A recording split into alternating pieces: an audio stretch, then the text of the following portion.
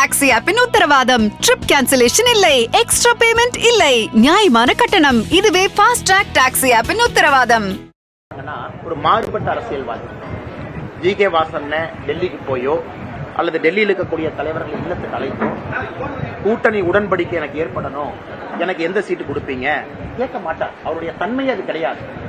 ஒரு கொள்கை விஷயத்துல கட்சி நடத்தக்கூடிய தலைவர் பேரம் பேச மாட்டார். இன்னைக்கு ஜி.கே. வாசனுடைய தமிழக அரசியல்ல தனித்தன்மை என்னன்னா, நீங்களா டிவியில போடுறீங்க திமுக கட்சியும் இவர்களும் 3வது கட்ட பேச்சுவார்த்தை உடன்படிக்கை எட்டியதா, நாளை எட்டப்படுகிறதா. ஆனா இவங்க எல்லாருமே கொள்கை ரீதியாக அரசியல் செய்யறவங்க, நேர்மையான அரசியல் களத்தில் இருப்பவங்க. இவங்களுக்கு எல்லாம் வியாபாரம் பண்ண தெரியாது, பேச தெரியாது, அரசியல் களத்தை நேர்மையாக அணைய மட்டும்தான் தெரியும். அதனாலதான் இந்த சந்திப்பே ஒரு வித்தியாசமான சந்திப்பு. இப்ப வாசன் ஐயா கிட்ட அண்ணா நீங்க எங்க போட்டிடுவீங்க, அல்லது என்கிட்ட அண்ணா நீங்க எங்க போட்டிடுவீங்க, ரெண்டு பேத்துக்குமே தெரியாது. அது முடிவெடுப்பாங்க.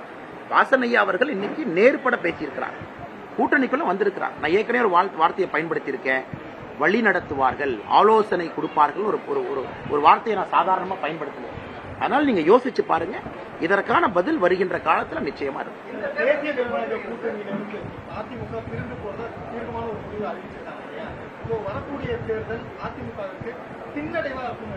ஆனா இன்னொரு கட்சியை பத்தி நான் பேசுவது நாகரிகமா இருக்காதுங்கன்னா, இன்னைக்கு நம்முடைய நோக்கம் எல்லாம் நம்முடைய கூட்டணியை பலப்படுத்தணும், நம்முடைய கூட்டணி அதிக இடத்துல வெற்றி பெறணும். ஏன்னா ஜி.கே. வாசன் அண்ணன் மாதிரி நான் சில இடத்துல அதே அணுகுமுறை எனக்கு இல்ல, சில இடத்துல கடுஞ்சொல் அண்ணாமலை பயன்படுத்துறார் அப்படின்னு இருந்தாலும் கூடங்கன்னா, அடிப்படையில் ஐயாவுடைய விஷயம் என்னன்னா, நம்முடைய கூட்டணியை பலப்படுத்தும். நம்ம ஒரு போர்ஸா இருப்போம், நாம இங்கிருந்து எம்பிக்களை கொடுப்போம். ஒரு கட்சி வளர்வதும் தேய்வதும் அந்தந்த கட்சிக்கு விட்டது. அதை பற்றி நான் இங்கே கருத்து சொன்னால் அது சரியா இருக்காது. சார் ஏன் சார் ஸ்டாலின் உங்க கோட்டா ஓர்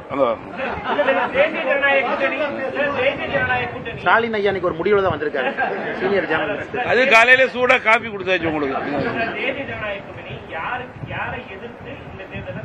அண்ணே அண்ணே பாருங்க அண்ணே அண்ணே அண்ணே இல்ல அண்ணே 2024 அண்ணே இருங்க அண்ணே இருங்க அண்ணே அண்ணே ஈஸியான ஆன்சர், இது ஆர்குமெண்ட் இல்ல, ரொம்ப ஈஸி ஆன்சர். 2024 எலெக்ஷன் வந்து ப்ரோ இன்குபன்சி எலெக்ஷன். அதாவது 10 ஆண்டுகள் மோடி ஐயா இருக்கிறாங்க, முதல் முறையா நாங்க வாய்ப்பு கேட்கல. 10 ஆண்டுகளா இருக்கிற மோடி ஐயாவுக்கு 3வது முறையா வாய்ப்பு கேட்கிறோம். நல்லா கவனிச்சுக்கங்க. 2014 தேர்தல் பிரச்சாரம் வேறு, 2024 தேர்தல் பிரச்சாரம் வேறு. இப்ப வாசன் ஐயா பேச போறது, நான் பேச போறது, தேவநாதன் அண்ணன், அரவிந்த் பானர்ஜி எல்லாரும், விடியல் சேகர் அண்ணன் இருக்காங்க, பாஷா ஐயா இருக்காங்க, எல்லாரும் பேச போறது, வடிவேல் ஐயா இருக்காங்க, எல்லாரும் பேச போறது மோடி ஐயாவுக்கு மறுபடியும் கண்டினியூட்டி ஆஃப் கவர்மெண்ட். 10 ஆண்டுகள் இருந்திருக்கிறாங்க, ப்ரோ இன்குபன்சி இன்னும் 5 ஆண்டுகள் இது.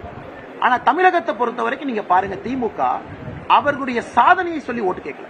கடந்த 6 மாத காலமாக ஒரு பத்திரிகையோ டிவியோ திமுக பேசுறத பாத்தீங்கன்னா, நாங்க இதை செஞ்சிருக்கோம், 33 மாசமா அதை பண்ணிருக்கோம், இந்த வாக்குறுதியை நிறைவேற்ற. It's not positive politics. அவங்க பேசுறதெல்லாம் நெகட்டிவா இருக்கிறதுனால நாங்க பதில் சொல்றோம். அவங்க பேசுவது அனைத்தும் போய் நெகட்டிவா இருக்கிறனால பதில் சொல்றோம். ஆனா எங்களை பொறுத்தவரை மோடி ஐயா செய்திருக்கக்கூடிய சாதனையை பட்டியலிடுறோம், உங்க முன்னாடி வைக்கிறோம். திமுக சொல்லக்கூடிய பொய்களை தோலுரித்து காட்டுறோம்.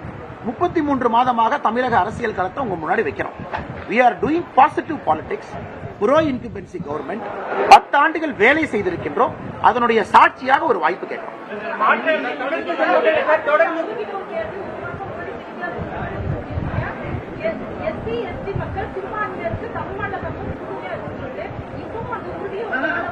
நான் அதுக்கு ஒரே ஒரு பதில் தெளிவா சொல்லிடுறேன்.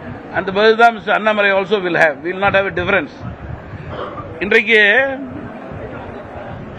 எவ்வளவு கோடி பேருக்கு அந்த கோவிட்டுக்கு அப்புறம் ஃப்ரீ ஃபுட் கொடுக்கணும்? எவ்வளவு கோடி பேருக்கு? 80 கோடி பேர். 80 கோடி பேருக்கு ஃப்ரீ ஃபுட் இன்னைக்கும் கொடுத்துட்டு இருக்காங்க சென்ட்ரல் கவர்மெண்ட்ல இருந்து. Swachh Bharat scheme, road, rail, airways, gas connection, Mudra loan, இதெல்லாம் ஃபார் எக்ஸாம்பிள் தான் நான் சொல்றேன், பட்டியலிட்டுட்டே போலாம். இவைகளெல்லாம் யாருக்கு? இந்திய மக்களுக்கு. இந்திய மக்கள் என்றால் இந்து, கிறிஸ்டியன், இஸ்லாமியர்கள், புத்திஸ்ட், பார்சி, ஜூ, யாரையுமே பிரதமர் மோடி அவர்கள் வித்தியாசப்படுத்தி பார்த்து திட்டங்கள் கொடுப்பது கிடையாது. இதுவே இதற்கு எடுத்துக்காட்டு. நாம் புரிந்து கொள்வதிலே இருக்கிறது. எல்லோரும் சகோதர சகோதரிகளாகவே இருக்கிறோம். அந்த கட்டமைப்பு வலுப்படும்.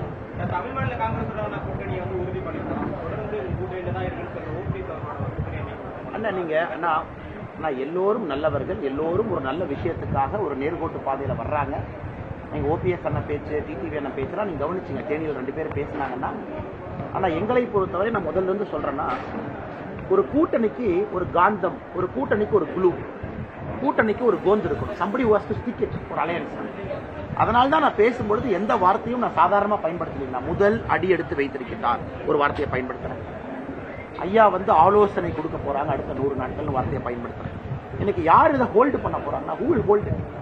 வாசன் ஐயாவை பொறுத்தவரை அரசியல் அனுபவம் இருக்கக்கூடிய, பாரம்பரியமான அரசியல் குடும்பத்திலிருந்து வந்திருக்கக்கூடிய, ஒரு அற்புதமான கட்சி நடத்தக்கூடிய, டெல்லியிலே பிரதமர் அவர்களுக்கும் அமித்ஷாஜி அவர்களுக்கும் நட்டாஜி அவர்களுக்கும் ஒரு சிறந்த நண்பராக இருக்கக்கூடிய, எதா இருந்தாலும் ஒரு போன் எடுத்து பிரதமர்கிட்ட 2 நிமிஷத்துல பேசக்கூடிய ஒரு வல்லமை இருக்கக்கூடிய வாசன் கரெக்ஷன்.